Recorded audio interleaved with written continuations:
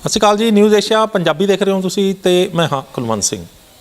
मैं और डॉक्टर ਵਰਿੰਦਰ ਸਿੰਘ ਭੁੱਲਰ ਇੱਕ ਵਾਰ ਫੇਰ ਇੱਕ ਨਵੀਂ ਵਿਚਾਰ ਚਰਚਾ ਦੇ ਨਾਲ ਤੁਹਾਡੇ ਰੂਬਰੂ ਹੋਇਆ ਤੇ ਅੱਜ ਦੀ ਇਸ ਵਿਚਾਰ ਚਰਚਾ 'ਚ ਇੱਕ ਅਜਿਹਾ ਵਿਸ਼ਾ ਛੂਹਣ ਜਾ ਰਹੇ ਹਾਂ ਜਿਸ ਵਿਸ਼ੇ ਨੂੰ ਸੁਣਨ ਤੋਂ ਬਾਅਦ ਮਾਪਿਆਂ ਨੂੰ, ਖਾਸ ਕਰਕੇ ਮਾਪਿਆਂ ਨੂੰ ਬਹੁਤ ਕੁਝ ਹਾਸਲ ਹੋਣ ਵਾਲਾ ਹੈ, ਕਿਉਂਕਿ ਅਸੀਂ ਸਭ ਤੋਂ ਵੱਧ ਜੇਕਰ ਪਿਆਰ ਕਰਦੇ ਹਾਂ ਤਾਂ ਉਹ ਆਪਣੇ ਬੱਚਿਆਂ ਨੂੰ ਕਰਦੇ ਹਾਂ ਤੇ ਜਦੋਂ ਬੱਚਿਆਂ ਦੇ ਵਿਸ਼ੇ ਦੇ ਵਿੱਚ ਕੁਝ ਗੱਲ ਦੱਸੀ ਜਾਂਦੀ ਹੈ ਤੇ ਉਸ ਨੂੰ ਧਿਆਨ ਨਾਲ ਸੁਣਨਾ ਮਾਪੇ ਆਪਣਾ ਫਰਜ਼ ਸਮਝਦੇ ਨੇ, ਕਿਉਂਕਿ ਮਾਪਿਆਂ ਨੇ ਆਪਣੇ ਬੱਚਿਆਂ ਦੇ ਉੱਤੇ ਉਹ ਚੀਜ਼ਾਂ ਲਾਗੂ ਕਰਨੀਆਂ ਹੁੰਦੀਆਂ ਨੇ।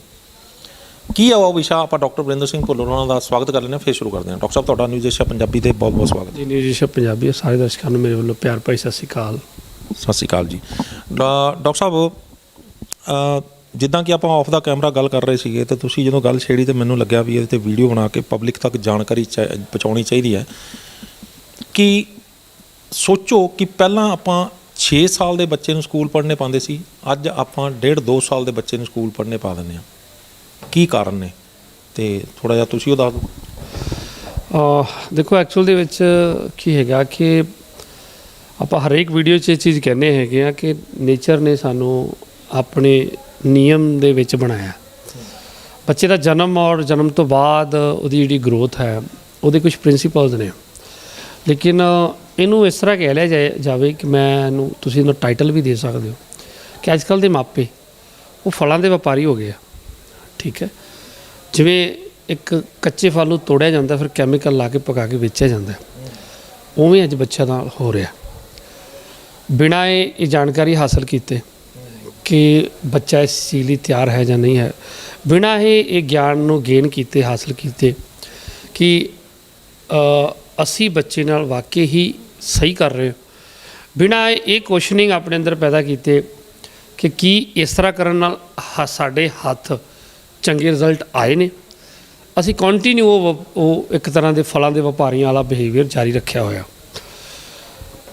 ਅਸਲ ਵਿੱਚ ਕੀ ਹੁੰਦਾ ਹੈ ਕਿ ਜਦੋਂ ਬੱਚੇ ਦੇ ਜਨਮ ਤੋਂ ਬਾਅਦ ਜਿਹੜਾ ਟੀਨ ਏਜ ਤੱਕ ਜਿਹੜਾ ਸਾਡੀ ਬੋਡੀ ਦਾ ਟੈਂਪਰਾਮੈਂਟ ਆ ਉਹ ਕਫ ਟੈਂਪਰਾਮੈਂਟ ਹੁੰਦਾ ਹੈ। ਸਰੀਰ ਦੇ ਅੰਦਰ ਕਫ ਦੀ ਮਾਤਰਾ ਦਾ ਪ੍ਰਭਾਵ ਜ਼ਿਆਦਾ ਹੁੰਦਾ ਹੈ। ਇਸੇ ਕਰਕੇ ਸਭ ਤੋਂ ਪਹਿਲਾ ਨੰਬਰ ਇਹ ਕਲੀਅਰ ਹੋ ਜਾਂਦਾ ਹੈ ਕਿ ਜੇ ਕਫ ਦੀ ਮਾਤਰਾ ਦਾ ਪ੍ਰਭਾਵ ਜ਼ਿਆਦਾ ਹੈ, ਉਹਨੂੰ ਸ਼ਾਂਤ ਕਰਨ ਦਾ ਨੇਚਰ ਨੇ ਇੱਕੋ ਹੀ ਨਿਯਮ ਬਣਾਇਆ, ਉਹ ਹੈਗਾ ਨੀਂਦ। ਬੱਚਾ ਜਿੰਨਾ ਜ਼ਿਆਦਾ ਸੋਏਗਾ ਕਫ ਉਨੀ ਜ਼ਿਆਦਾ ਸ਼ਾਂਤ ਰਹੇਗੀ, ਜਿੰਨਾ ਘੱਟ ਸੋਏਗਾ ਕਫ ਉਨੀ ਜ਼ਿਆਦਾ ਹਾਈਪਰ ਹੋਏਗੀ, ਜਿਹਦਾ ਅਸਰ ਤੁਸੀਂ ਉਹਦੀ ਸੁਭਾਅ 'ਤੇ ਦੇਖੋਗੇ। ਦੂਸਰੀ ਚੀਜ਼ ਕੀ ਹੈਗੀ ਆ ਕਿ ਬੱਚੇ ਦੇ ਪਹਿਲੇ 6 ਸਾਲ, ਮੈਂ ਇੱਕ YouTube 'ਤੇ ਵੀਡੀਓ ਦੇਖ ਰਿਹਾ ਸੀ, ਉਹ ਇੱਕ ਹੈਲਥ ਆਪਣੇ ਦਿੱਲੀ ਦੇ ਹੈਲਥ ਮਿਨਿਸਟਰ ਬੋਲ ਰਿਹਾ ਸੀ, ਤਾਂ ਉਹਨੇ ਕੁਝ ਅੰਕੜੇ ਦਿੱਤੇ ਵਰਲਡ ਵਾਈਡ, ਦਿੱਲੀ ਦਾ ਐਜੂਕੇਸ਼ਨ ਮਿਨਿਸਟਰ ਬੋਲ ਰਿਹਾ ਸੀ, ਉਹਨੇ ਵਰਲਡ ਵਾਈਡ ਅੰਕੜੇ ਦਿੱਤੇ। ਉਹਦੇ ਵਿੱਚ ਉਹਨੇ ਇੱਕ ਗੱਲ ਕਹੀ ਫਿਨਲੈਂਡ ਦੇ ਬਾਰੇ। ਕਹਿੰਦਾ ਸੀ ਜਦੋਂ ਐਜੂਕੇਸ਼ਨ ਦੇ ਉੱਤੇ ਪਾਲਿਸੀ ਬਣਾ ਰਹੇ ਸੀ ਤਾਂ ਫਿਨਲੈਂਡ ਦੇ ਐਜੂਕੇਸ਼ਨ ਸਿਸਟਮ ਨੂੰ ਅਸੀਂ ਪੜ੍ਹਿਆ ਤਾਂ ਉਹਦੇ 'ਚ ਸਾਨੂੰ ਪਤਾ ਲੱਗਾ ਕਿ ਉੱਥੇ ਅੱਜ ਵੀ ਬੱਚੇ ਦੀ ਜਿਹੜੀ ਸਕੂਲਿੰਗ ਆ ਉਹ 6 ਸਾਲ ਤੋਂ ਬਾਅਦ ਸ਼ੁਰੂ ਕੀਤੀ ਜਾਂਦੀ ਆ। ਔਰ ਉਹਨਾਂ ਨੇ ਆਪਣੀ ਫਿਲਾਸਫੀ 'ਚ ਲਿਖਿਆ ਕਿ 6 ਸਾਲ ਤੋਂ ਬਾਅਦ ਹੀ ਕਿਉਂ, ਤਾਂ ਉਹਨਾਂ ਨੇ ਇਹ ਆਨਸਰ ਕੀਤਾ ਕਿ 6 ਸਾਲ ਪਹਿਲੇ 6 ਸਾਲ ਬੱਚੇ ਦੇ, ਹੁਣੇ ਮੈਂ ਜਿਹੜੀ ਗੱਲ ਕਰਨ ਜਾ ਰਿਹਾ ਬੜੀ ਧਿਆਨ ਨਾਲ ਸਮਝਣ ਵਾਲੀ ਪੇਰੈਂਟਸ ਵਾਸਤੇ, ਪਹਿਲੇ 6 ਸਾਲ ਬੱਚੇ ਦੇ ਬੇਸ ਦੇ ਨੇ। ਬੇਸ ਕੀ ਦਾ? ਐਜੂਕੇਸ਼ਨ ਦਾ ਬੇਸ ਨਹੀਂ, ਜੀਵਨ ਦਾ ਬੇਸ। ਐਜੂਕੇਸ਼ਨ ਦਾ ਤੁਹਾਡੀ 10 ਸਾਲ 15 ਸਾਲ ਦੀ ਹੋ ਸਕਦੀ ਹੈ, 20 ਸਾਲ 25 ਸਾਲ ਹੋ ਸਕਦੀ, ਜੀਵਨ ਦਾ ਤੁਸੀਂ 70 80 100 ਸਾਲ ਲਈ ਪਲਾਨ ਕਰਨਾ ਹੁੰਦਾ ਨਾ। ਪਹਿਲੇ 6 ਸਾਲ ਜੀਵਨ ਦਾ ਬੇਸ, ਪਹਿਲੇ 6 ਸਾਲ ਉਹਦੇ ਆਜ਼ਾਦੀ ਦੇ, ਪਹਿਲੇ 6 ਸਾਲ ਉਹਦੇ ਬਚਪਨ ਦੇ, ਔਰ ਪਹਿਲੇ 6 ਸਾਲ ਹੀ ਉਹਦੇ ਸੋਸ਼ਲਾਈਜ਼ ਹੋਣ ਦੇ। ਇਹ 4 ਇਫੈਕਟ ਇੰਨੇ ਕੁ ਸਟਰੋਂਗ ਵਰਕ ਜਿਹੜੇ ਕਿ ਮੈਨੂੰ ਮਤਲਬ ਮੈਂ ਓਬਜ਼ਰਵ ਕੀਤਾ ਕਿ ਚਾਰਾਂ ਦੇ ਵਾਕਈ ਬੜਾ ਦਮ ਸੀ ਚਾਰਾਂ ਦੇ ਵਿੱਚ। ਤਾਂ ਪਹਿਲੇ 6 ਸਾਲ ਜਿਹੜੇ ਹੈਗੇ ਆ ਇਹ ਬੱਚੇ ਦੇ ਜੀਵਨ ਦੇ ਬੇਸ ਵਾਸਤੇ ਨੇ, ਐਜੂਕੇਸ਼ਨ ਬੇਸ ਵਾਸਤੇ ਨਹੀਂ ਹੈਗੇ।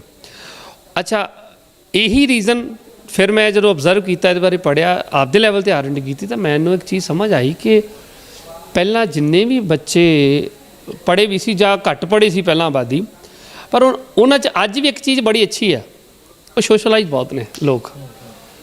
ਠੀਕ ਹੈ, ਅੱਜ ਦਾ ਬੱਚਾ 2 ਸਾਲ ਦਾ ਪਲੇ ਵਿੱਚ ਜਾ ਰਿਹਾ ਲੇਕਿਨ ਸੋਸ਼ਲਾਈਜ਼ ਨਹੀਂ ਹੈਗਾ। ਪਹਿਲੇ 6 ਸਾਲ ਉਹਦੀ ਆਜ਼ਾਦੀ ਦੇਣੇ, ਅੱਜ ਦੇ ਬੱਚੇ ਨੂੰ ਅਸੀਂ ਪਹਿਲੇ 2 ਸਾਲ ਬਾਅਦ ਹੀ ਇੱਕ ਡਿਸਿਪਲਿਨ 'ਚ ਢਾਲਣ ਦੀ ਕੋਸ਼ਿਸ਼ ਕਰਦੇ, ਜਿਹੜਾ ਕਿ ਬਹੁਤ ਹੀ ਗਲਤ ਪ੍ਰੈਕਟਿਸ ਹੈ। ਇੱਥੇ ਮੈਂ ਰੋਕਾਂਗਾ ਕਿ ਇਹੋ ਕਾਰਨ ਹੈ ਕਿ ਜਿਹੜੇ ਬੱਚੇ ਦੀ ਅਸੀਂ ਬਚਪਨ 'ਚ ਆਜ਼ਾਦੀ ਖੋਹ ਲੈਂਦੇ ਹਾਂ, ਉਹ ਵੱਡਾ ਹੋ ਕੇ ਆਜ਼ਾਦੀ ਭਾਲਦਾ ਹੈ, ਆਪਣੇ ਸਾਰਿਆਂ ਤੋਂ ਕਹਿੰਦਾ ਵੀ ਮੈਨੂੰ ਆਜ਼ਾਦ ਕਰੋ, ਮੈਂ ਇਕੱਲਾ ਰਹਿਣਾ ਹੈਗਾ। ਇਹ ਵੀ ਇੱਕ ਰੀਜ਼ਨ ਹੈ, ਲੇਕਿਨ ਆਜ਼ਾਦੀ ਦਾ ਮਤਲਬ ਇਹ ਹੈਗਾ ਕਿ ਜਿਵੇਂ ਮੈਂ ਕਫ ਦੀ ਬਾਰੇ ਦੱਸਿਆ ਕਿ ਪਹਿਲੇ 6-7 ਸਾਲ 8 ਸਾਲ ਕਫ ਦਾ ਪ੍ਰਭਾਵ ਜ਼ਿਆਦਾ ਰਹਿੰਦਾ ਹੈ। ਜੇ ਬੱਚੇ ਦੀ ਨੀਂਦ ਜ਼ਿਆਦਾ ਹੋਵੇ ਤਾਂ ਕਫ ਸ਼ਾਂਤ ਰਹਿੰਦੀ ਹੈ। ਉਸੇ ਤਰ੍ਹਾਂ ਜੇ ਪਹਿਲੇ 6 ਸਾਲ ਬੱਚਾ ਆਜ਼ਾਦੀ 'ਚ ਸੌਂਦਾ ਹੈ, ਆਜ਼ਾਦੀ 'ਚ ਹੀ ਉੱਠਦਾ ਹੈ ਔਰ ਆਜ਼ਾਦੀ 'ਚ ਖੇਡਦਾ। ਆਜ਼ਾਦੀ ਦਾ ਮਤਲਬ ਇਹਨੂੰ ਸੌਖਾ ਕਰ ਦੇਣਾ, ਸਟ੍ਰੈਸ ਨਹੀਂ ਹੈ ਬੱਚੇ ਦੀ। ਉਹਨੂੰ ਨਹੀਂ ਹੈ ਕਿ ਮੈਂ 8 ਵਜੇ ਉੱਠਣਾ, 10 ਵਜੇ ਉੱਠਣਾ। ਪਹਿਲੇ 6 ਸਾਲ ਜੇ ਉਹ ਆਪਣੀ ਮਨਮਰਜ਼ੀ ਦਾ ਉੱਠਦਾ, ਬਹਿੰਦਾ, ਖੇਡਦਾ ਔਰ ਸਾਰਿਆਂ ਦੇ ਕੋਲ ਆਉਂਦਾ ਜਾਂਦਾ ਹੈ, ਉਸ ਤੋਂ ਬਾਅਦ ਉਹ ਆਪਣੇ ਆਪ ਹੀ ਸਾਰੇ ਡਿਸਪਲਿਨ ਨੂੰ ਅਸੈਪਟ ਕਰ ਲੈਂਦਾ ਹੈਗਾ। ਲੇਕਿਨ ਅੱਜ ਦੇ ਬੱਚੇ ਜੇ 2 ਸਾਲ ਦੇ ਨੂੰ ਅਸੀਂ ਹੁਣ ਮੈਨੂੰ ਖੁਦ ਆਨਸਰ ਕਰੋ, ਤੁਹਾਨੂੰ ਰੋਜ਼ 6 ਵਜੇ ਉਠਾਇਆ ਜਾਵੇ, 6:30 ਵਜੇ ਬੱਸ 'ਚ ਬਿਠਾਇਆ ਜਾਵੇ, ਤੇ ਤੁਸੀਂ ਕਿੰਨੇ ਕੁ ਤੰਦਰੁਸਤ ਰਹਿ ਸਕਦੇ ਹੋ? ਅੱਜ ਵੀ ਆਪਾਂ ਆਪਣੀ ਲਾਈਫ ਦੇ ਵਿੱਚ ਜਦੋਂ ਕਿਤੇ ਜਾਣਾ ਹੁੰਦਾ ਹੈ, ਮੰਨ ਲਓ ਤੁਸੀਂ 6 ਵਜੇ ਦਾ ਪਲਾਨ ਕਰ ਲਿਆ, ਗੱਡੀ ਕੱਢ ਕੇ ਜਾਣਾ ਤੁਸੀਂ, ਤਾਂ ਤੁਸੀਂ ਆਪਣਾ ਅਲਾਰਮ 4 ਵਜੇ ਦਾ ਲਗਾਓਗੇ, ਪਤਾ ਕਿ 4 ਵਜੇ ਉੱਠੂੰਗਾ, ਉਸ ਤੋਂ ਬਾਅਦ ਪਾਣੀ ਪੀਊਂਗਾ, ਪੇਟ ਸਾਫ਼ ਹੋਏਗਾ, ਜੇ ਭੁੱਖ ਲੱਗੀ ਤਾਂ ਇੱਕ ਅੱਧਾ ਪਰੌਂਠਾ ਵੀ ਖਾ ਜਾਊਂਗਾ। ਤੇ ਬੱਚਾ ਜਿਹੜਾ ਉੱਠ 6 ਵਜੇ ਰਿਹਾ, ਉਹ ਅੱਧੇ ਘੰਟੇ 'ਚ ਤੁਸੀਂ ਉਹਨੂੰ ਉਠਾਓਗੇ, ਉਹਦਾ ਸਟੂਲ ਪਾਸ ਆਊਟ ਕਰਵਾਓਗੇ ਕਿ ਉਹਨੂੰ ਭੁੱਖ ਪੈਦਾ ਕਰਕੇ ਦਿਓਗੇ।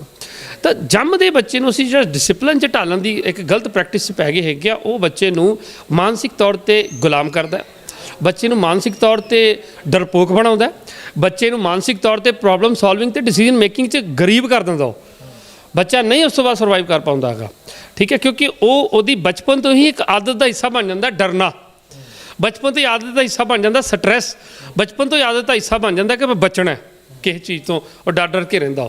ਤੇ ਪਹਿਲੇ 6 ਸਾਲ ਜਦੋਂ ਅਸੀਂ ਉਹਨੂੰ ਆਜ਼ਾਦੀ ਦੇ ਦੇਵਾਂਗੇ, ਜਿਹੜੇ ਕਿ ਉਹਦੇ ਬਚਪਨ ਦੇ ਅਸੀਂ ਮਾਰ ਰਹੇ ਹਾਂ, ਉਸ ਤੋਂ ਬਾਅਦ ਬੱਚੇ ਦੀ ਐਜੂਕੇਸ਼ਨ, ਸੋਸ਼ਲ ਉਹਦੀ ਗਰੋਥ, ਉਹਦੀ ਮੈਂਟਲੀ ਗਰੋਥ, ਉਹਦੀ ਫਿਜ਼ੀਕਲੀ ਗਰੋਥ ਬਹੁਤ ਹੀ ਅੱਛੀ ਹੁੰਦੀ ਹੈ, ਬਹੁਤ ਹੀ ਅੱਛੀ ਹੁੰਦੀ ਹੈ। ਔਰ ਪਹਿਲੇ ਜਿਹੜੇ 6 ਸਾਲ ਹੈਗੇ ਆ, ਉਸ 6 ਸਾਲ ਨੂੰ ਅਸੀਂ ਉਹ ਬੱਚੇ ਨੂੰ ਅੱਜ ਦੇ ਬੱਚਿਆਂ ਦੀ ਸਭ ਤੋਂ ਵੱਡੀ ਜਿਹੜੀ ਕਮੀ ਹੈ, ਸੋਸ਼ਲਾਈਜ਼ ਨਹੀਂ ਹੈਗੇ।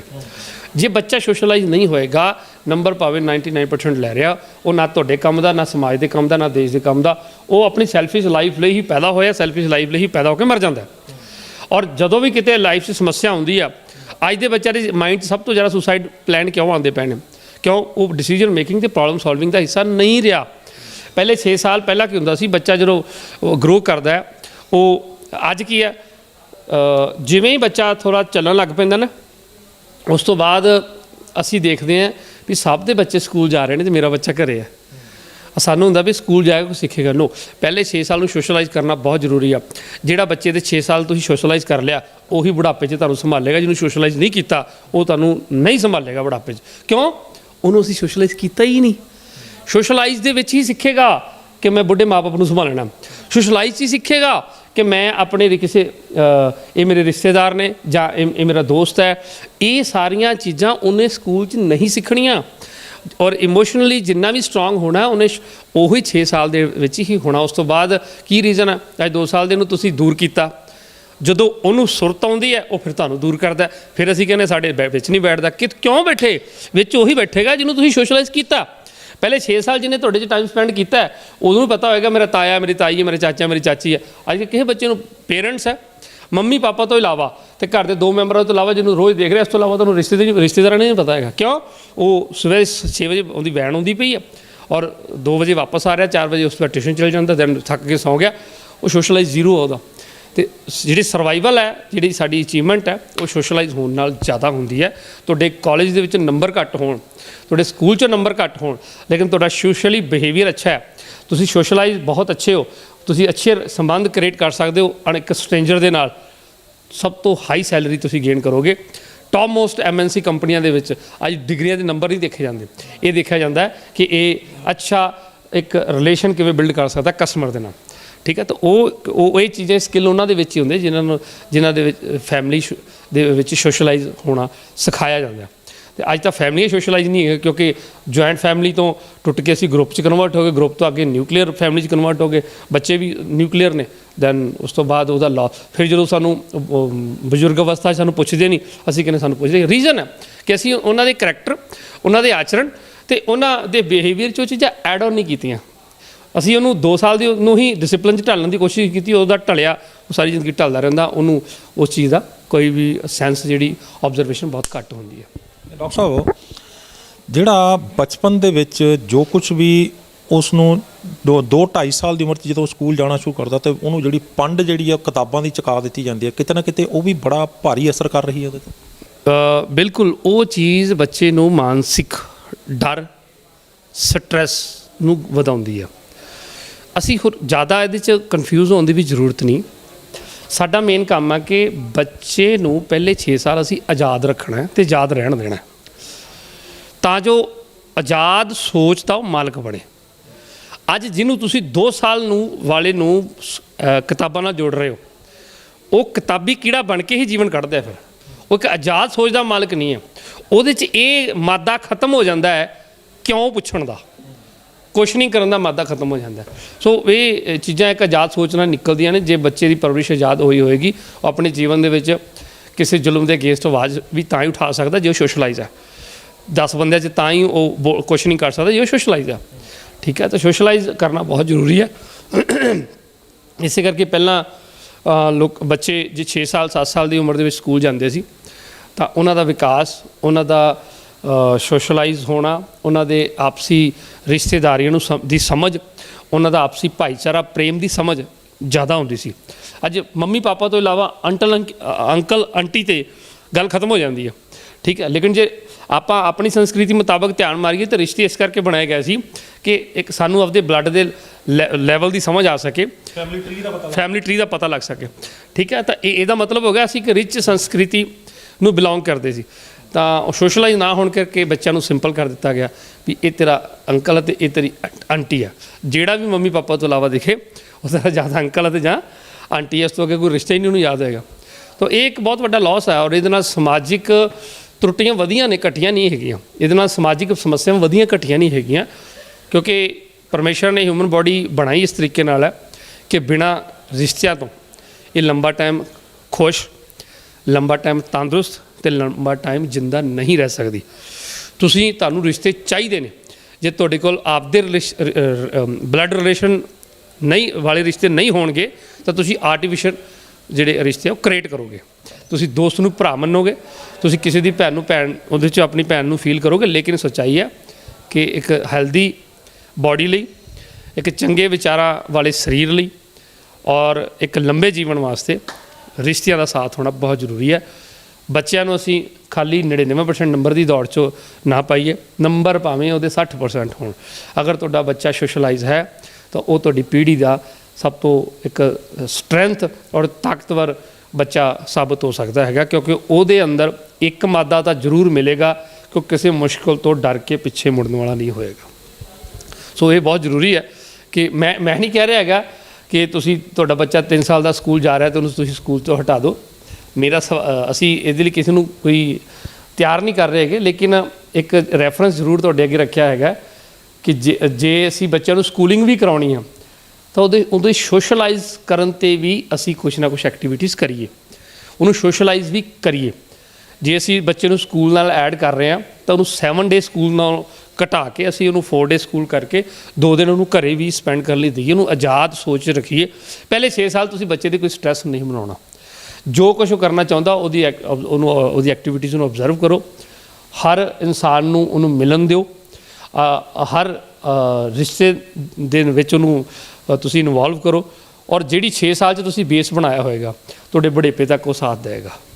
ਡਾਕਟਰ ਸਾਹਿਬ, ਤੁਸੀਂ ਸਟ੍ਰੈਸ ਦੀ ਗੱਲ ਕੀਤੀ ਹੈ, ਤੁਸੀਂ ਰਿਸ਼ਤਿਆਂ ਦੀ ਗੱਲ ਕੀਤੀ ਹੈ, ਅਤੇ ਮੈਂ ਅੱਜ ਤੋਂ ਕਈ ਸਾਲ ਪਹਿਲਾਂ, ਲਗਭਗ 12-15 ਸਾਲ ਪਹਿਲਾਂ ਇੱਕ ਆਰਟੀਕਲ ਲਿਖਿਆ ਸੀ ਕਿ ਕਈ ਰਿਸ਼ਤਿਆਂ ਨੂੰ ਖਾ ਰਿਹਾ ਇੱਕ ਬੱਚਾ ਪੈਦਾ ਕਰਨ ਦਾ ਰੁਝਾਨ। ਮਾਮੇ ਮਾਸੀਆਂ ਤਾਏ ਚਾਚੀਆਂ ਸਭ ਖਤਮ ਹੁੰਦੇ ਜਾ ਰਹੇ ਨੇ ਆਉਣ ਵਾਲੇ ਟਾਈਮ ਦੇ ਵਿੱਚ। ਇਹ ਪਤਾ ਨਹੀਂ ਲੱਗਣਾ ਕਿਉਂਕਿ ਇੱਕ ਬੱਚਾ ਹੈ ਅਤੇ ਉਹਦੇ ਰਿਸ਼ਤੇ ਵੀ ਉਨੇ ਕੀ ਰਹਿ ਜਾਣੇ ਨੇ। ਇਹਦੇ ਨਾਲ ਹੀ ਜਿੱਦਾਂ ਤੁਸੀਂ ਗੱਲ ਕੀਤੀ ਹੈ ਸਟ੍ਰੈਸ ਦੀ, ਅਤੇ ਮੇਰੇ ਧਿਆਨ 'ਚ ਆਉਂਦਾ ਹੈ ਕਿ ਬੱਚੇ ਵੀ ਬਹੁਤ ਜ਼ਿਆਦਾ ਸਟ੍ਰੈਸ 'ਚ ਨੇ।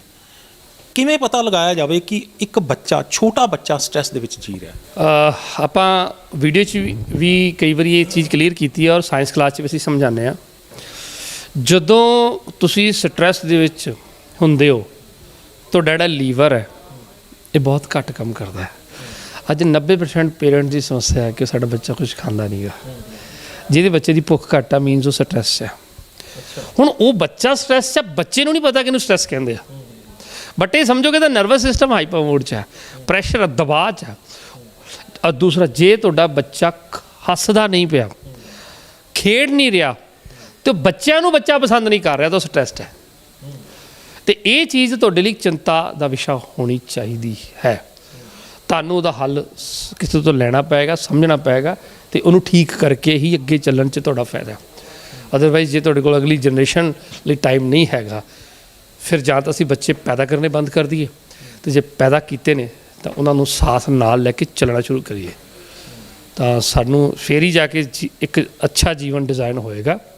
ਅਦਰਵਾਈਜ਼ ਜੋ ਰੁਝਾਨ ਆ ਰਹੇ ਨੇ ਤੇ ਜੋ ਅੰਕੜੇ ਸਾਹਮਣੇ ਆ ਰਹੇ ਨੇ, ਬਹੁਤ ਅੱਛਾ ਅੰਕੜਾ ਨਹੀਂ ਹੈ। ਜੋ ਸਾਡੀ ਅਗਲੀ ਜਨਰੇਸ਼ਨ, ਮੈਂ ਕਹਾਂ ਕਿ ਸਾਡੇ ਕੋਲ ਅੱਗੇ ਬਹੁਤ ਹੀ ਖੁਸ਼ਹਾਲ ਜਨਰੇਸ਼ਨ ਪਈ ਹੋਈ ਹੈ, ਇਹ ਝੂਠ ਹੈ। ਸਾਡੇ ਕੋਲ ਖੁਸ਼ਹਾਲ ਜਨਰੇਸ਼ਨ ਨਹੀਂ ਰਹੀ। ਹੁਣ ਅੱਗੇ ਜਿਹੜੀ ਸੂਈ ਹੈਗੀ ਆ ਉਹ ਫੁੱਲ ਸਟਾਪ 'ਤੇ ਆ ਚੁੱਕੀ ਹੈਗੀ ਆ। ਡਾਕਟਰ ਸਾਹਿਬ, ਜਿੱਦਾਂ ਦੀਆਂ ਆਪਾਂ ਨੇ ਗੱਲਾਂ ਕੀਤੀਆਂ ਨੇ, ਮੈਨੂੰ ਤੁਹਾਡੀਆਂ ਗੱਲਾਂ ਇਨ ਬਿਨ ਸਮਝ ਆਈਆਂ ਨੇ, ਪਰ ਜ਼ਰੂਰੀ ਨਹੀਂ ਕਿ ਬਹੁਤ ਸਾਰੇ ਬੰਦਿਆਂ ਨੂੰ ਇਹ ਚੀਜ਼ਾਂ ਸਮਝ ਆਈਆਂ ਹੋਣਗੀਆਂ। ਇੱਥੋਂ ਸਵਾਲ ਖੜੇ ਹੋਣਗੇ ਕਿ ਕੀ ਅਸੀਂ ਬੱਚੇ ਆਪਣੇ ਨੂੰ ਪਿੱਛੇ ਛੱਡ ਜਾਈਏ, ਬਾਕੀ ਦੇ ਬੱਚੇ ਜਿਹੜੇ ਨੇ ਉਹ ਬਚਪਨ 'ਚ ਨਿਕਲ ਕੇ ਤੇ ਅੱਗੇ ਜਾ ਕੇ ਪੜ੍ਹਾਈਆਂ, ਅੱਜ ਕੱਲ੍ਹ ਪੜ੍ਹਾਈਆਂ ਜਿਹੜੀਆਂ ਨੇ ਉਹ ਪਹਿਲਾਂ ਸਟਾਰਟਿੰਗ ਦੇ ਵਿੱਚ ਹੀ ਜਿਹੜੀ ਹੈ LKG UKG, ਫਿਰ ਜਾ ਕੇ ਕਿਤੇ ਪਹਿਲੀ ਤੇ ਦੂਜੀ ਤੇ ਤੀਜੀ ਤੇ ਫਿਰ ਸਟਾਰਟ ਹੁੰਦੀਆਂ ਨੇ। ਇੱਥੋਂ ਚੱਲ ਕੇ ਜਦੋਂ ਪੜ੍ਹਾਈਆਂ ਦਾ ਸਿਸਟਮ ਹੀ ਇਸ ਤਰ੍ਹਾਂ ਦਾ ਬਣਾਇਆ ਹੋਇਆ, ਤੇ ਫਿਰ ਉਹ ਬੱਚਾ ਜਿਹੜਾ 2.5 ਸਾਲ ਦੀ ਉਮਰ 'ਚ ਦੇ ਜੇ ਨਹੀਂ ਪਾਉਣਗੇ, ਤੇ ਫਿਰ ਜਾ ਕੇ ਅੱਗੇ ਜਾ ਕੇ ਉਹਨਾਂ ਦਾ ਉਹ ਲੈਵਲ 'ਤੇ ਨਹੀਂ ਪਹੁੰਚਦਾ। ਕੀ ਜਵਾਬ ਦੇਵਾਂਗੇ ਆਪਾਂ? ਦੇਖੋ, ਮੈਂ ਤੁਹਾਨੂੰ ਕਹਿ ਰਿਹਾ ਚੀਜ਼, ਆਪਾਂ ਕੈਮਰੇ ਦੀ ਵੀ ਅੱਗੇ ਗੱਲ ਬੋਲੀ ਹੈ ਕਿ ਅਸੀਂ ਇਹਨੂੰ ਬਹੁਤ ਵੱਡੇ ਬਦਲਾਵ 'ਚ ਨਹੀਂ ਦੇਖ ਸਕਦੇ, ਪਰ ਜਿਹੜਾ ਬੰਦਾ ਪ੍ਰੈਕਟੀਕਲ ਕਰੇਗਾ ਉਹ ਇੱਕ ਬਹੁਤ ਅੱਛਾ ਰਿਜ਼ਲਟ ਵੀ ਲਏਗਾ। ਮੈਂ ਤੁਹਾਨੂੰ ਛੋਟੀ ਐਗਜ਼ਾਮਪਲ ਦੇਣਾ, ਮੇਰੇ ਨਾਲ ਖੁਦ ਬੀਤੀ ਹੈ।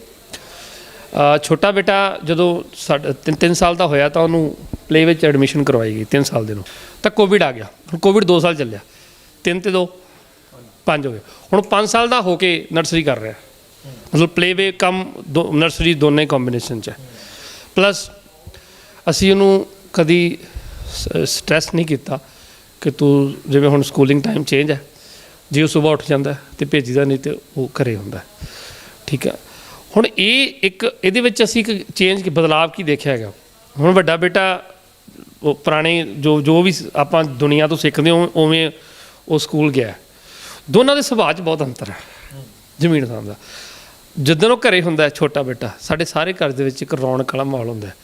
ਉਹ ਸਭ ਤੋਂ ਜ਼ਿਆਦਾ ਡਾਂਸ ਕਰਦਾ, ਸਭ ਤੋਂ ਜ਼ਿਆਦਾ ਨਕਲ ਕਰਦਾ, ਸਭ ਤੋਂ ਜ਼ਿਆਦਾ ਹੱਸਦਾ, ਸਭ ਤੋਂ ਜ਼ਿਆਦਾ ਹਸਾਉਂਦਾ, ਸਭ ਤੋਂ ਜ਼ਿਆਦਾ ਕਾਪੀ ਕਰਦਾ। ਤੇ ਅਸੀਂ ਸਕੂਲ ਕਾਹਦੇ ਲਈ ਬੱਚੇ ਨੂੰ ਭੇਜਦੇ ਹਾਂ? ਇਹਨਾਂ ਚੀਜ਼ਾਂ ਨਹੀਂ ਭੇਜਦੇ ਹਾਂ ਜਿਹੜੀਆਂ ਚੀਜ਼ਾਂ ਬਾਈ ਨੇਚਰ ਗੇਨ ਹੋਣੀਆਂ ਸੀ ਸੋਸ਼ਲਾਈਜ਼ ਹੋਣ 'ਤੇ, ਉਹ ਸਕੂਲ ਜਾਣ 'ਤੇ ਲੌਕ ਹੋ ਜਾਂਦੀਆਂ ਨੇ, ਉਹ ਨਹੀਂ ਸਿੱਖਦਾ। ਵੱਡਾ ਬੇਟਾ ਦਾ ਸੁਭਾਅ ਜਿਹੜਾ ਹੈਗਾ ਉਹ ਬੜਾ ਇੱਕ ਰਿਜ਼ਰਵ ਜੀ ਨੇਚਰ ਵਾਲਾ ਹੈਗਾ, ਮਤਲਬ ਜ਼ਿਆਦਾ ਨਹੀਂ ਉਹ ਖੁਸ਼ ਰਹਿੰਦਾ, ਉਹਨੂੰ ਖੁਸ਼ ਕਰਨਾ ਪੈਂਦਾ ਸਾਨੂੰ, ਠੀਕ ਹੈ, ਤਾਂ ਜੋ ਕਿਤੇ ਉਹਦਾ ਸੁਭਾਅ ਪੱਕ ਨਾ ਜਾਵੇ। ਤਾਂ ਲੇਕਿਨ ਉਹ ਛੋਟਾ, ਤਾਂ ਇਹ ਇੱਕ ਮੈਂ ਪ੍ਰੈਕਟੀਕਲੀ, ਹਾਲਾਂਕਿ ਅਸੀਂ ਖੁਦ ਨਹੀਂ ਐਵੇਂ ਡਿਜ਼ਾਈਨ ਕੀਤਾ, ਬਾਈ ਡਿਫਾਲਟ ਹੋ ਗਿਆ, ਕੋਵਿਡ ਆ ਗਿਆ। ਲੇਕਿਨ ਉਸ ਤੋਂ ਬਾਅਦ ਜਦੋਂ ਅਸੀਂ ਇਹਨਾਂ ਚੀਜ਼ਾਂ ਦੇ ਉੱਤੇ ਹੁਣ ਰੈਫਰੈਂਸ ਮਿਲ ਰਿਹਾ ਤਾਂ R&D ਕਰੀ ਦੀ ਹੈ, ਤਾਂ ਫਿਰ ਚੀਜ਼ਾਂ ਸਮਝ ਵੀ ਆ ਰਹੀਆਂ ਨੇ, ਫਿਰ ਵਾਕਈ ਤਾਂ ਪ੍ਰੈਕਟੀਕਲ ਹੋਇਆ ਪਿਆ, ਠੀਕ ਹੈ। ਤਾਂ ਇਸ ਕਰਕੇ ਜੇ ਕੋਈ ਕਰੇਗਾ ਨਾ ਪ੍ਰੈਕਟੀਕਲ, ਇਹ ਮੇਰਾ ਵਾਅਦਾ ਹੈ ਬਹੁਤ ਪੋਜ਼ੀਟਿਵ ਰਿਜ਼ਲਟ ਲਾਏਗਾ, ਉਹ ਬਹੁਤ ਹੀ ਪੋਜ਼ੀਟਿਵ ਰਿਜ਼ਲਟ ਲਾਏਗਾ। ਸਰ, ਜਿੱਥੇ ਬੱਚੇ ਨੇ 15 ਸਾਲ ਦੀ ਏਜ 'ਚ ਮੈਟ੍ਰਿਕ ਕਰਨੀ ਹੈ, 18 'ਚ ਕਰ ਜਾਏਗਾ, 19 'ਚ ਕਰ ਜਾਏਗਾ, ਪਰ ਤੁਸੀਂ ਫਰਕ ਇਹ ਵੇਖੋਗੇ ਕਿ 18 ਸਾਲ ਦੀ ਏਜ ਜਦੋਂ ਮੈਟ੍ਰਿਕ ਕਰੇਗਾ ਤਾਂ ਉਹਦੇ ਪੈਰਲਲ ਦੂਸਰਾ ਬੱਚਾ ਚਾਹੇ +2 ਕਰ ਰਿਹਾ ਹੋਏਗਾ, ਦੋਨਾਂ ਦੇ ਅੰਦਰ ਕੌਨਫੀਡੈਂਸ ਲੈਵਲ ਕਦੀ ਮੈਚ ਨਹੀਂ ਕਰ ਸਕਦਾ, ਕਦੀ ਵੀ ਮੈਚ ਨਹੀਂ ਕਰ ਸਕਦਾ। ਤਾਂ ਸਾਨੂੰ ਕੀ ਚਾਹੀਦਾ ਤਰੱਕੀ ਵਾਸਤੇ? ਇਹੀ ਚੀਜ਼ਾਂ ਚਾਹੀਦੀਆਂ ਨੇ। ਔਰ ਪਲੱਸ ਜਦੋਂ ਤੁਸੀਂ 6 ਸਾਲ ਤੋਂ ਬਾਅਦ ਜਾਂ 6ਵੇਂ ਸਾਲ 'ਚ ਬੱਚੇ ਦੀ ਸਕੂਲਿੰਗ ਸ਼ੁਰੂ ਕਰੋਗੇ ਨਾ, ਉਸ ਤੋਂ ਬਾਅਦ ਉਹ ਕਦੀ ਵੀ ਆਪਣੇ ਪੇਰੈਂਟਸ ਨੂੰ ਛੱਡ ਕੇ ਜਾਣਾ, ਇਹ ਬਹੁਤ ਘੱਟ ਉਹ ਚੀਜ਼ ਸੋਚੇਗਾ। ਅਤੇ ਜਿਹੜਾ 2 ਸਾਲ ਦਾ ਪਾਇਆ, ਉਹਦੇ ਲਈ ਕੋਈ ਮਤਲਬ ਉਹ ਚੀਜ਼ ਉੱਧਰ ਧਿਆਨ ਹੀ ਨਹੀਂ ਜਾਂਦਾ ਹੈਗਾ। ਆਰਾਮ ਨਾਲ ਬੱਚਾ ਆਪਣੇ ਘਰ ਨੂੰ ਛੱਡ ਸਕਦਾ, ਆਰਾਮ ਨਾਲ ਬੱਚਾ ਆਪਣੇ ਪੇਰੈਂਟਸ ਨੂੰ ਛੱਡ ਕੇ ਦੂਰ ਜਾ ਸਕਦਾ ਹੈਗਾ। ਇਹੀ ਰੀਜ਼ਨ ਆ ਕਿ ਜਦੋਂ ਬੁਢੇਪਾ ਹੁੰਦਾ ਫਿਰ ਅਸੀਂ ਕਹਿੰਦੇ ਬੱਚੇ ਪੁੱਛਦੇ ਨਹੀਂ, ਕੋਈ ਕਸੂਰ ਨਹੀਂ ਬੱਚਿਆਂ ਦਾ, ਪਰਵਰਿਸ਼ ਉਸ ਤਰੀਕੇ ਨਾਲ ਅਸੀਂ ਕਰ ਬੈਠੇ ਹਾਂ, ਜਿਹਦੇ ਕਰਕੇ ਉਹਦੀ ਆਬਜ਼ਰਵੇਸ਼ਨ, ਉਹਦੀ ਸਮਝ 'ਚ ਇੱਕ ਬਦਲਾਅ ਆ ਗਿਆ ਹੈਗਾ। ਸੋ ਇਹਨੂੰ ਇੱਕ ਕਰੈਕਸ਼ਨ ਹੈ, ਇਹਨੂੰ ਆਪਾਂ ਠੀਕ ਕਰ ਸਕਦੇ ਹਾਂ। ਜਿਹੜੇ ਕਰ ਸਕਦੇ ਐਫਰਟ ਕਰਕੇ ਦੇਖੋ, ਰਿਜ਼ਲਟ ਬਹੁਤ ਅੱਛੇ ਮਿਲਣਗੇ। ਹਾਂ, ਤੇ ਜਿਹੜੇ ਬੰਦੇ ਇਸ ਚੀਜ਼ ਨੂੰ ਲੈ ਕੇ ਕੋਈ ਤਜਰਬਾ ਵੇਖਣਾ ਚਾਹੁੰਦੇ ਨੇ ਵੀ ਪੜ੍ਹਾਈ ਲਿਖਾਈ ਤੇ ਸਕਿੱਲਸ ਦੇ ਆਪਸ ਦੇ ਵਿੱਚ ਕੀ ਸੰਬੰਧ ਹੈ, ਤੇ ਜੇ ਉਹਨਾਂ ਨੇ ਇਸ ਚੀਜ਼ ਦਾ ਰੈਫਰੈਂਸ ਲੈਣਾ ਤਾਂ 3 ਇਡੀਅਟਸ ਫਿਲਮ ਦੇਖ ਸਕਦੇ ਨੇ। ਉਹਦੇ ਵਿੱਚ ਪੜ੍ਹਾਈ ਲਿਖਾਈ ਡਿਗਰੀ ਤੇ ਸਕਿੱਲ ਜਿਹੜੀ ਆ ਉਹ ਬੜੀ ਵਧੀਆ ਤਰੀਕੇ ਨਾਲ ਸਮਝਾਈ ਹੋਈ ਹੈ। ਸੋ ਆਪਾਂ ਨੂੰ ਸਕਿੱਲ ਚਾਹੀਦੀ ਹੈਗੀ ਹੈ ਜੇ ਉਹ ਔਰ ਅੱਛਾ ਇਹ ਕੋਈ ਇਹ ਮੇਰਾ ਤਾਂ ਬਣਾਇਆ ਹੋਇਆ ਫਾਰਮੂਲਾ ਨਹੀਂ ਹੈਗਾ, ਟ੍ਰੈਡੀਸ਼ਨਲ ਫਾਰਮੂਲਾ, ਠੀਕ ਹੈ। ਤਾਂ ਇਹਨੂੰ ਫੋਲੋ ਕਰਾਂਗੇ ਤਾਂ ਸਾਨੂੰ ਰਿਜ਼ਲਟ ਅੱਛੇ ਮਿਲਣਗੇ। ਲੇਕਿਨ ਅਸੀਂ ਹੁਣ ਕਾਉਂਸਲਿੰਗ 'ਚ ਇਹਨੂੰ ਐਡ ਕੀਤਾ। ਜਿਹੜੇ ਜਦੋਂ ਪੇਰੈਂਟਸ ਆਉਂਦੇ ਨਾ ਬੱਚੇ ਨੂੰ ਲੈ ਕੇ 3 ਸਾਢੇ 3 ਸਾਲ ਦਾ ਬੱਚਾ, ਉਹ ਕਹਿੰਦੇ ਜੀ ਨਾ ਖੇਡਦਾ, ਇਹ ਬੈਠੇ ਰਹਿੰਦਾ, ਨਾ ਬੋਲਦਾ ਤੇ ਨਾ ਹੀ ਇਹ ਖਾਂਦਾ। ਤਾਂ ਮੈਂ ਪੁੱਛਦਾ ਸਕੂਲ ਕਿੰਨੇ ਇਹਦਾ ਸਕੂਲ ਕਿੰਨੇ ਕਿਲੋਮੀਟਰ ਦੂਰ ਆ? ਤਾਂ ਸਰ 20-25 ਕਿਲੋਮੀਟਰ ਦੂਰ ਦੱਸਦੇ ਨੇ। ਤਾਂ ਮੈਂ ਉਹਨਾਂ ਨੂੰ ਪਹਿਲਾਂ ਕਹਿ ਦਿੰਦਾ ਵੀ ਮੈਂ ਤੁਹਾਨੂੰ ਇੱਕ ਐਰਰ ਦੱਸ ਦਿੰਦਾ ਜੋ ਤੁਹਾਡਾ ਹੈ, ਜੋ ਅੱਗੇ ਜਾ ਕੇ ਤੁਹਾਡੇ ਵੀ ਅੱਗੇ ਆਏਗਾ, ਬੱਚੇ ਦੇ ਵੀ ਅੱਗੇ ਆਏਗਾ। ਜਾਂ ਤਾਂ ਘਰ ਸਕੂਲ ਦੇ ਕੋਲ ਲੈ ਜਾਓ, ਜਾਂ ਸਕੂਲ ਘਰ ਦੇ ਕੋਲ ਲੈ ਆਓ, ਜੋ ਵੀ ਚੀਜ਼ ਪੋਸੀਬਲ ਹੈਗੀ ਕਰ ਲਓ। ਇੰਨਾ ਲੰਮਾ ਸਫ਼ਰ ਤੁਸੀਂ ਬੱਚੇ ਨੂੰ ਦੀ ਇਮਿਊਨਿਟੀ ਨੂੰ ਡੇਲੀ ਖਤਮ ਕਰਨ ਦਾ ਕੰਮ ਕਰ ਰਹੇ ਹੋ। ਸੋ ਉਹ ਵੀ ਚੀਜ਼ ਡੇਲੀ ਰੈਗੂਲਰ ਖਾਲੀ ਪੇਟ ਸਫ਼ਰ ਹੈਲਦੀ ਬਾਡੀ ਨਹੀਂ ਡਿਜ਼ਾਈਨ ਕਰਦੀ। ਬਹੁਤ ਬਹੁਤ ਧੰਨਵਾਦ ਡਾਕਟਰ ਸਾਹਿਬ, ਤੁਸੀਂ ਇੱਕ ਅਜਿਹੇ ਵਿਸ਼ੇ ਦੇ ਸੰਬੰਧ 'ਚ ਜਾਣਕਾਰੀ ਦਿੱਤੀ ਹੈ ਜਿਹੜਾ ਵਿਸ਼ਾ ਫਿਰ ਇੱਕ ਵਾਰੀ ਕਹਾਂਗਾ ਕਿ ਉਹ ਸਾਰਿਆਂ ਨੂੰ ਲੱਗਦਾ ਤਾਂ ਹੈ ਕਿ ਇਹ ਵਿਸ਼ਾ ਜਿਹੜਾ ਸਮਝ ਦੀ ਦਿਮਾਗ 'ਚ ਕਲਿੱਕ ਤਾਂ ਕਰਦੀ ਹੈ ਗੱਲ ਵੀ ਯਾਰ ਕਿਤੇ ਨਾ ਕਿਤੇ ਗਲਤ ਹੋ ਰਿਹਾ, ਲੇਕਿਨ ਉਹਦੇ 'ਤੇ ਅਮਲ ਕਰਨ ਦੀ ਜਾਂ ਉਸ ਦੇ ਉੱਤੇ ਚਰਚਾ ਕਰਨ ਦੀ ਹਿੰਮਤ ਕੋਈ ਨਹੀਂ ਕਰ ਰਿਹਾ, ਤੇ ਨਾ ਹੀ ਉਹਦੇ 'ਤੇ ਕੋਈ ਅਮਲ ਕਰਦਾ ਜਾਂ ਕੋਈ ਚਰਚਾ ਵੀ ਕਰ ਲੈਂਦਾ। ਤਾਂ ਤੁਸੀਂ ਇਸ ਵਿਸ਼ੇ ਨੂੰ ਪਬਲਿਕ ਦੇ ਸਾਹਮਣੇ ਰੱਖਿਆ, ਤੁਹਾਡਾ ਬਹੁਤ ਬਹੁਤ ਧੰਨਵਾਦ ਜੀ। ਨਿਊਜ਼ ਏਸ਼ੀਆ ਪੰਜਾਬੀ ਸਾਰੇ ਦਰਸ਼ਕਾਂ ਦਾ ਬਹੁਤ ਬਹੁਤ ਧੰਨਵਾਦ। ਇਸੇ ਤਰ੍ਹਾਂ ਪਿਆਰ ਤੇ ਆਸ਼ੀਰਵਾਦ ਬਣਾਈ ਰੱਖਿਓ ਜੀ। ਕੋਸ਼ਿਸ਼ ਇਹੀ ਹੈ ਕਿ ਅਸੀਂ ਆਪਣੇ ਪੰਜਾਬ ਔਰ ਆਪਣੇ ਦੇਸ਼ ਨੂੰ ਬਿਹਤਰੀਨ ਕਿਵੇਂ ਬਣਾ ਸਕੀਏ। ਜਿਹੜੀਆਂ ਚੀਜ਼ਾਂ ਅਸੀਂ ਪ੍ਰਭਾਵਿਤ ਹੋ ਕੇ ਵੈਸਟਰਨ ਕਲਚਰ ਤੋਂ ਆਪਣੀ ਜੜ੍ਹਾਂ ਔਰ ਆਪਣਾ ਫਿਊਚਰ, ਆਪਣੀ ਜਨਰੇਸ਼ਨ ਦਾ ਜੋ ਅਸੀਂ ਨੁਕਸਾਨ ਕਰ ਬੈਠੇ ਹਾਂ, ਇਹਦੀ ਸਮਝ ਪੈਦਾ ਕਰ ਸਕੀਏ। ਅਸੀਂ ਕਿਸੇ ਨੂੰ ਬਦਲ ਨਹੀਂ ਸਕਦੇ, ਨਾ ਹੀ ਅਸੀਂ ਇੰਨੇ ਸਿਆਣੇ ਹਾਂ, ਪਰ ਅਸੀਂ ਰੈਫਰੈਂਸ ਜ਼ਰੂਰ ਕੱਢ ਕੇ ਤੁਹਾਡੇ ਅੱਗੇ ਪੇਸ਼ ਕਰਦੇ ਰਹਾਂਗੇ ਤਾਂ ਜੋ ਸਾਨੂੰ ਇਹ ਸਮਝ ਆ ਸਕੇ ਕਿ ਅਸੀਂ ਇਹਨਾਂ ਹਾਲਾਤਾਂ ਤੱਕ ਪਹੁੰਚੇ ਕਿਵੇਂ ਆ ਤੇ ਕਿਉਂ ਪਹੁੰਚੇ ਹੈਗੇ ਆ। ਬਟ ਨਾਲ ਤੁਹਾਨੂੰ ਇਹ ਰਿਜ਼ਲਟ ਵੀ ਸਾਡੇ ਕੋਲ ਮਿਲਣਗੇ, ਕਿਉਂਕਿ ਅਸੀਂ ਜਿਹੜੀ ਚੀਜ਼ 'ਤੇ ਬੋਲਦੇ ਹਾਂ ਉਹਦਾ ਪ੍ਰੈਕਟੀਕਲ ਬਹੁਤ ਛੇਤੀ ਕਰਨਾ ਸ਼ੁਰੂ ਕਰਦੇ ਹਾਂ। ਔਰ ਇਹਨਾਂ ਚੀਜ਼ਾਂ ਦਾ ਅਸੀਂ ਪ੍ਰੈਕਟੀਕਲ ਜਿਵੇਂ ਕਿ ਮੈਂ ਤੁਹਾਨੂੰ ਦੱਸਿਆ ਬਾਈ ਡਿਫਾਲਟ ਮੇਰੇ ਨਾਲ ਤਾਂ ਹੋਇਆ ਹੀ ਹੈ, ਔਰ ਅੱਗੇ ਅਸੀਂ ਇਹਨੂੰ ਕਾਉਂਸਲਿੰਗ 'ਚ ਵੀ ਐਡ ਕੀਤਾ ਔਰ ਲੋਕ ਐਗਰੀ ਵੀ ਕਰ ਰਹੇ ਨੇ। ਹੋਪਲੀ ਕਿ ਤੁਹਾਨੂੰ ਵੀ ਗੱਲ ਸਮਝ ਆਈ ਹੋਏਗੀ। ਬੱਚਾ ਤੁਹਾਡਾ, ਫਿਊਚਰ ਤੁਹਾਡਾ, ਪਰਿਵਾਰ ਤੁਹਾਡਾ। ਅਸੀਂ ਇੱਕ ਐਰਰ ਦੱਸਿਆ ਤੇ ਗਲਤੀ ਦੱਸੀ ਹੈ, ਜੇ ਸਮਝ ਆ ਗਈ ਹੈ ਤਾਂ ਇਹਨੂੰ ਫੋਲੋ ਜ਼ਰੂਰ ਕਰਿਓ ਜੇ, ਇੰਪਰੂਵ ਕਰਨ ਦੀ ਕੋਸ਼ਿਸ਼ ਕਰਿਓ ਜੇ। ਔਰ ਅਗਰ ਕੋਈ ਇਹਨੂੰ ਲੈ ਕੇ ਡਾਊਟ ਹੈਗਾ ਤਾਂ ਸਾਡੀ OPD 'ਚ ਆਓ, ਸਾਡੀ ਸਾਇੰਸ ਕਲਾਸਿਸ 'ਚ ਆਓ, ਇਹਦੇ 'ਤੇ ਤੁਹਾਡੇ ਹਰ ਸਵਾਲ ਦਾ ਅਸੀਂ ਆਨਸਰ ਵੀ ਕਰਾਂਗੇ। ਸੋ ਸਾਰੇ ਦਰਸ਼ਕਾਂ ਦਾ ਔਰ ਨਿਊਜ਼ ਏਸ਼ੀਆ ਪੰਜਾਬੀ ਦਾ ਬਹੁਤ ਬਹੁਤ ਧੰਨਵਾਦ। ਸ਼ੁਕਰੀਆ ਜੀ। ਸੋ ਸਾਨੂੰ ਡਾਕਟਰ ਵਰਿੰਦਰ ਸਿੰਘ ਭੁੱਲਰ, ਗੱਲ ਛੋਟੀ ਜੀ ਹੈ ਲੇਕਿਨ ਬਹੁਤ ਵੱਡੀ ਹੈ ਤੇ ਬਹੁਤ ਕੰਮ ਦੀ ਹੈ। ਮਾਪੇ ਬੜੇ ਧਿਆਨ ਨਾਲ ਸੁਣਨ ਤੇ ਜਿਹੜੇ ਸੁਣ ਲਏ ਜਿਨ੍ਹਾਂ ਨੇ ਸੁਣ ਲਈ ਹੈ ਗੱਲਬਾਤ, ਉਹਦੇ 'ਤੇ ਅਮਲ ਕਰਨ। ਰਸਤਾ ਕਿਵੇਂ ਕੱਢਣਾ ਹੈ ਇਹ ਤੁਸੀਂ ਸੋਚਣਾ। ਬੱਚਾ ਤੁਹਾਡਾ, ਬੱਚੇ ਦਾ ਭਵਿੱਖ ਤੁਹਾਡਾ ਤੇ ਆਉਣ ਵਾਲਾ ਭਵਿੱਖ ਤੁਹਾਡਾ, ਕਿਉਂਕਿ ਬੱਚੇ ਨੇ ਹੀ ਆਉਣ ਵਾਲੇ ਸਮੇਂ ਦੇ ਵਿੱਚ ਤੁਹਾਨੂੰ ਸੰਭਾਲਣਾ।